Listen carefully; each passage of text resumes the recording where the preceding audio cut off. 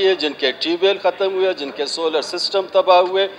इस वक्त वफाकी गवर्नमेंट की जिम्मेदारी बनती है कि वो एक हंगामी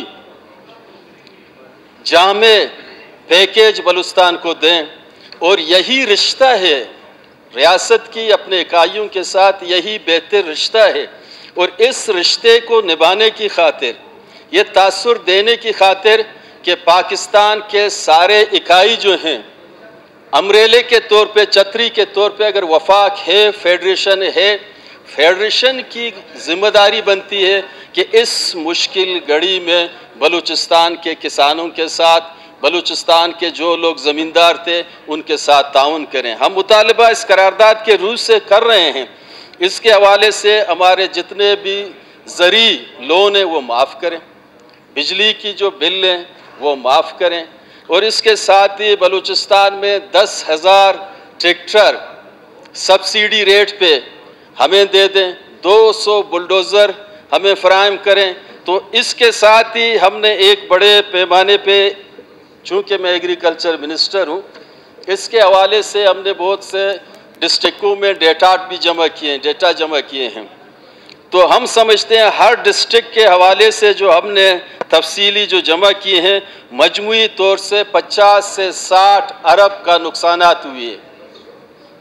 तो वफा की जिम्मेदारी है, वफा को हमेशा नज़र जो आती है बलूचिस्तान की दौलत, बलूचिस्तान का मजमूई तौर पे साइल, बलूचिस्तान का रिकॉर्डिंग, बलूचिस्तान का जितने माइंस हैं वो तो उनको नज़र आ रहे हैं। ठीक है, बलूचिस्तान की जितनी भी अल्लाह ताला ने कुदरत ने बलूचिस्तान में जो वसाइल दी हैं उनको नज़र आनी चाहिए।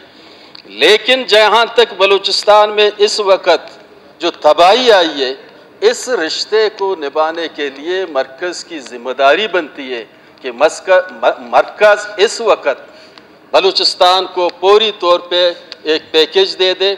अगर उन्होंने बलूचिस्तान के अवाम को मायूस किया इस घड़ी में, बलूचिस्तान के सख्त इस हालात में, इस माशी तबाह हाली में जो नान शबीना के लिए मोहताज हैं, मैं तो समझता हूँ कि खला पैदा होगी, एक मायूसी होगी, और यही मायूसी एहसास महरूमी में तब्दील होगा।